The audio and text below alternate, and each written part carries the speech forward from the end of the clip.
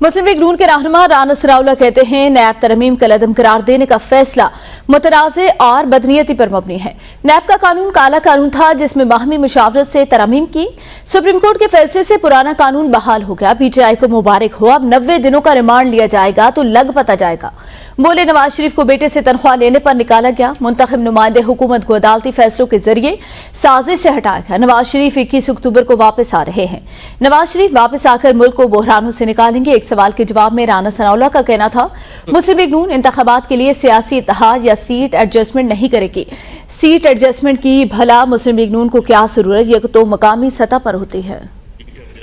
मामला 13 के करीब केसेस तो इमरान खान साहब के ऊपर ही बनते हैं। वो अब एक एक करके भुगतें जरा इसको, इंक्वायरीज को भी और केसेस को भी, और उसके बाद जो है वो फिर अपनी इस पिटीशन का जो है वो मज़ा लें। और अब वो ये नहीं कह सकेंगे कि ये काला कानून है या ये कानून जो है वो इसकी बुनियाद के ऊपर विक्टिमाइजेशन हो। मियां नवाज शरीफ की क़यादत में जो है वो एक ऐसे जो है वो रास्ते पे ला सकती है कि शरे नमू जो है वो 6 सारिया 2% हो। पाकिस्तान जो है वो 24 नंबर की जो है वो 24 नंबर की उसकी इकॉनमी हो।